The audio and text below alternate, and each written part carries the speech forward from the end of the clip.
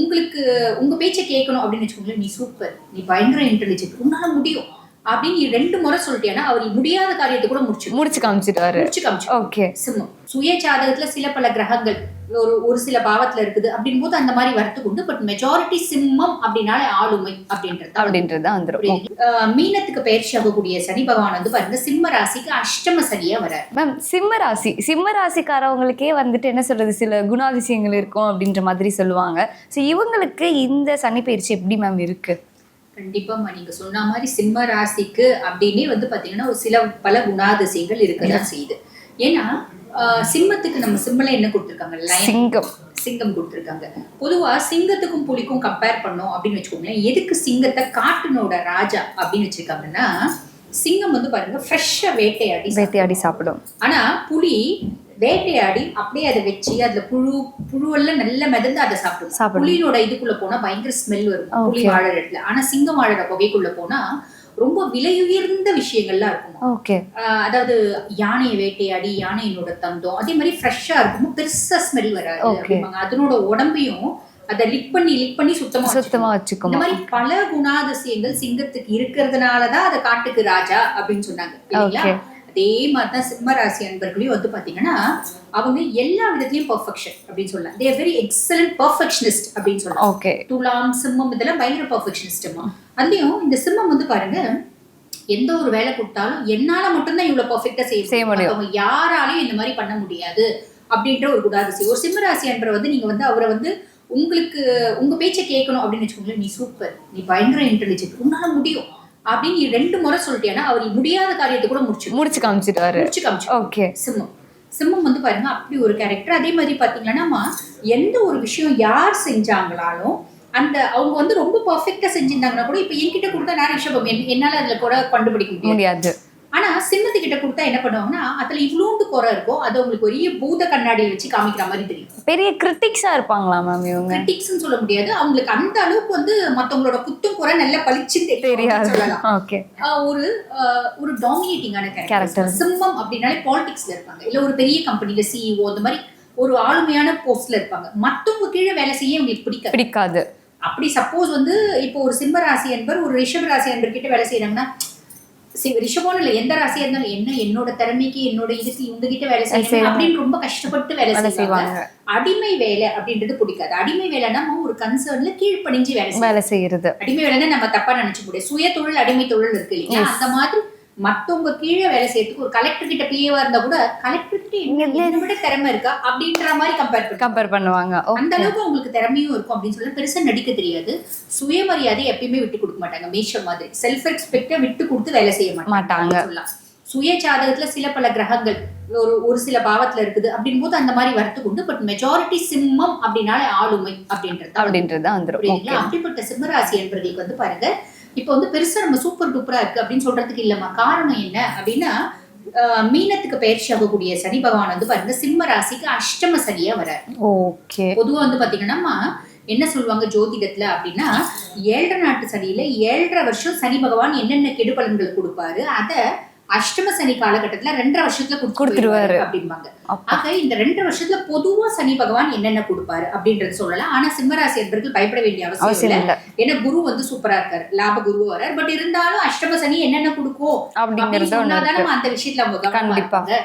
நம்ம ஒரு தெரு போறோம், அந்த தெருல பெரிய பள்ளம் இருக்குப்பா பாத்துப்போ அப்படின்னு சொன்னா அவங்க பார்த்து போவாங்க. இல்லைங்க நல்லா இருக்குன்னா அவங்க பாட்டு நேரா போய் பள்ளத்தை விழுந்து அதுக்காக சொல்றது. யாரும் இதை நினைச்சு பயப்பட வேண்டாம். பொதுவா வந்து பாருங்கம்மா இந்த அஷ்டமத்து சனி என்னென்ன பண்ணுவாரு அப்படின்னா ஃபர்ஸ்ட் விஷயம் சனி பகவான் நம்மளோட வருமானத்துல கை வைப்பார். நம்மளுக்கு நல்ல ஸ்டேட்டஸ் இருக்கு, நல்ல வசதி வாய்ப்பு இருக்குன்னு வச்சுக்கோங்களேன். யார் கூடயும் பழக்கம் ஏற்பட அந்த வசதி வாய்ப்புல ஒரு பெரிய டிராபேக் அப்படின்றது நம்பி அவங்க நம்ம கொடுத்து ஏமாறும். கை வச்சிருப்பாரு ஃபர்ஸ்ட். 2வது நம்மளோட தொழில் நல்லா இருந்தா கொஞ்சம் தைரியம் இருக்கும், கையில வருமானம் இருக்கும், நீ வந்து நல்ல தைரியமா நடமாடலாம், உன்னை பெருசா வந்து முடக்கும். தொழில பிரச்சனைகளை ஏற்படுத்துவார். எந்த அளவுக்கு பிரச்சனை ஏற்படுத்துவாரு அப்படின்னா தொழிலை விட்டு நீ எனக்கு வேணவே வேணாம் அப்படின்னு வர பிரச்சனையை ஏற்படுத்துவார். ஆனா நம்ம இந்த மாதிரி சனி பகவான் செய்வாரு அப்படின்றதுல நம்ம உஷாரா இருக்கலாம். இப்ப பெரிய பெரிய தொழில் அதிபர்கள் டக்குன்னு லாஸ் ஆயிடுறாங்க பாத்தீங்களா, அது இந்த மாதிரி காலகட்டத்துல. அப்ப அவங்க வந்து ரொம்ப உஷாரா செய்யணும். ஓவர் கான்பிடன்ஸ் ஆகாது. பொதுவாவே சிம்மத்துக்கு கான்பிடன்ஸ் ஓவர் கான்பிடன்ஸும் நிறைய நேரம் தலை தூக்கும். அந்த ஓவர் கான்பிடன்ஸ் அப்படின்றது வச்சுக்கூடாது. 3வது குடும்பத்துல கொஞ்சம் கொஞ்சம் சந்தோஷம் இருந்தாவது நம்மளுக்கு ஒரு மாரல் சப்போர்ட்டுக்கு நம்ம ஜெயிச்சு வரலாம். குடும்பத்துல காம்ப்ளிகேஷன் ஏற்படுத்துவார். குடும்பத்துல காம்ப்ளிகேஷன் ஏற்படுத்தி நம்மளோட நிம்மதியை குலைப்பார். நிம்மதியா இருந்தா நீ கொஞ்சம் தொழில கான்சென்ட்ரேட் பண்ணுவ, சம்பாதிக்க வழியை பண்ணுவ, அந்த நிம்மதியும் குலைப்பார். 3வது. 4வது நம்ம சொசைட்டில நம்மளுக்கு இருக்க ரெஸ்பெக்ட். ஓகே. நம்ம வாழும் இடத்துல நம்மளுக்கு மரியாதை. பொதுவா சிம்மம் வந்து பாத்தீங்கன்னா ரொம்ப ரெஸ்பெக்ட் எதிர்பார்ப்பாங்க. ரொம்ப ரெஸ்பெக்ட் எதிர்பார்ப்பாங்க. இப்போ ஒரு சிம்மராசி ஜென் இருக்காங்க, அவங்க ஒய்ஃப் பெருசா படிக்கலன்னு வச்சுக்கோங்க, அவங்கள பத்தி வெளியே பேசவே மாட்டாங்க. ஆனா அவங்க ஒய்ஃப் நல்ல இன்டெலிஜென்ட், என் ஒய்ஃப் நல்ல இன்டெலிஜென்ட், அதாவது பெருமையா சொல்லிக்கிறதுதான் வந்து சிம்மத்துக்கு பிடிக்கும். நான் எந்த விதத்திலயும் தாழ்ந்தவை இல்லை அப்படின்னு நினைக்கக்கூடியவங்க. இது வந்து காசு பணம் இருந்தாதான் அப்படின்னு இல்லை, காசு பணம் இல்லைனாலும் அந்த ஆளுமை அப்படின்றது இருக்கும். அந்த மரியாதை, கௌரவம், இதெல்லாமே அவங்களுக்கு வந்து மேஷ ராசியோட நம்ம கம்பேர் பண்ணிக்கலாம். ஏன்னா மேஷத்துல வந்து செவ்வாய் ஆதிக்கும், சூரியன் உச்சம், சூரியன் உச்சம் அடையக்கூடியதுனால சூரியனோட கேரக்டர் அங்க இருக்கு. இங்க சூரியன் ஆதிக்கம் பெற்ற ராசின்றதுனால சூரியனோட கேரக்டர் புரியுதுங்களா? சூரியன் ராஜ கிரகம்ன்றதுனால தலை குனிஞ்சு பழக்கம் இல்ல, தலை தாழ்ந்து பழக்கம் இல்ல, நிமிர்ந்துதான் பழக்கம். அந்த மாதிரி நம்ம ஃபேமிலில கௌரவமான விஷயம் இருக்குனாதான் அந்த ஃபேமிலி மெம்பர்ஸை பத்தி வெளியே பேசுவாங்க, இல்லைன்னா பேச மாட்டாங்க. அந்த மாதிரி. சரி, இப்போ வந்து பாருங்க, அடுத்து சமுதாயத்துல மரியாதை அப்படின்றத அவங்க ரொம்ப எதிர்பார்ப்பாங்க. அந்த மரியாதையில கை வைப்பாரு சனி பகவான். எப்படி? குடும்பத்துல நீ ரொம்ப நாளா கட்டி காத்து அந்த மரியாதையை ஏதோ ஒரு விதத்துல வந்து பிரேக் பண்ணிடுவாரு. அப்ப வெளியே வந்து உனக்கு ஒரு சில அசிங்கம், அவமானம், அதுல வந்து பாருங்க சிம்மம் பெருசா நொந்து போயிடுவாங்க. கடைசி ஆரோக்கியம் இல்லையா? எனக்கு உடல்ல வந்து நல்ல தெம்பு இருக்கு அப்படின்னாவது நான் வந்து சுதாரிச்சுக்க முடியும். அந்த தெம்புலையும் கை வைப்பார் சனி பகவான். அப்ப சனி பகவான் என்ன பண்ணுவாரு? ஹெல்த் ரிலேட்டட் இஷ்யூஸ் அப்படின்றது கொடுப்பாரு, எலும்பு சார்ந்த பிரச்சனைகள்ன்றது கொடுப்பாரு.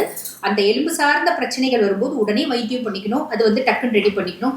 இல்லைன்னா சும்மா டிராவல் பண்ணும்போது ஒரு சின்ன ஆக்சிடென்ட், அந்த ஆக்சிடென்ட்னால ராட் வைக்கிறது, சர்ஜரி பண்றது, இந்த மாதிரி காம்ப்ளிகேஷன்ஸும் ஏற்படுத்தும். ஓகே. ஆக இந்த அஷ்டமத்து சனி எந்தெந்த விதத்தெல்லாம் கெடுப்பாரு அப்படின்றது தெரிஞ்சுக்கிச்சிங்களா? அப்ப இந்த அஷ்டமத்து சனி காலகட்டத்துல சிம்ம ராசி அன்பர்கள் இவ்வளோ விஷயத்துல கவனமா இருக்கணும். இது அவங்களை பயமுறுத்துறதுக்கு நம்ம சொல்றது இல்ல, அவங்க இந்த விதத்துல கவனமா இருங்க அப்படின்றதுக்கு சொல்ற பதில். புரியுதுங்களா? கடைசியில நம்ம பரிகாரமும் சொல்லலாம். சரிப்பா, இப்ப அஷ்டமத்து சனியா இருந்தாலும் வருஷம் குரு காப்பாத்துவார். மே மாசம் 14 குரு பயிற்சியாக போறாரு. மே மாசத்துல இருந்து தோராயமா அடுத்த ஏப்ரல் வரைக்கும் லாப குருவாரார். அப்ப தொழில சனி பகவான் அங்க கையை வைப்பாரு, இவர் வந்து காப்பாத்துவாரு. தொழில அவர் நஷ்டத்தை ஏற்படுத்துவார், இவர் லாபத்தை கொடுப்பாரு. அப்ப வந்து இருக்கிற நிலைமையில இருந்து மட்டமாக அப்படியே ஈக்குவலா இருந்து மெயின்டைன் பண்ணிக்கலாம், அது முடியும்.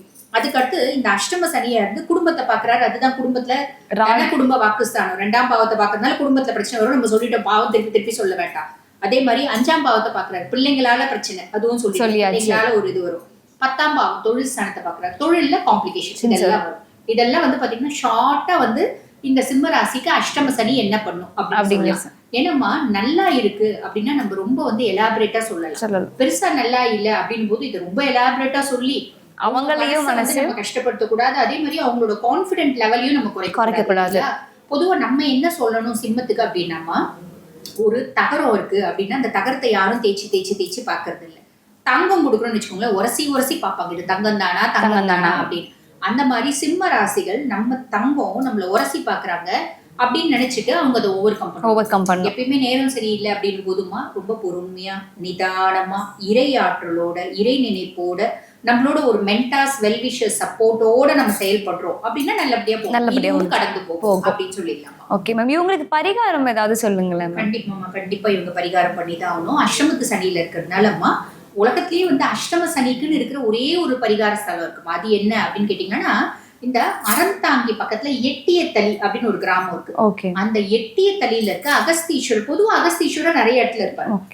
ஆனா இந்த அஷ்டம சனிக்குனே பரிகார ஸ்தலம் அது. அந்த அகஸ்தீஸ்வரர் கோயில்ல போயிட்டு அகஸ்தீஸ்வரர் வழிபாடு பண்ணிட்டு வர்றது அப்படின்றது இந்த அஷ்டம சனியினால ஏற்படக்கூடிய பாதிப்புகள் பெருமளவு குறையும். இப்ப இது 2.5 வருஷத்துல ஒரே முறை போகக்கூடாது, ஒரு 6 மாசத்துக்கு ஒரு முறை போயிட்டு வரணும். அதே மாதிரி வீட்டு பக்கத்துல ஹனுமன் கோயில் இருக்கு அப்படின்னா சனிக்கிழமை தோறும் ஹனுமனை வழிபாடு பண்ணலாம்.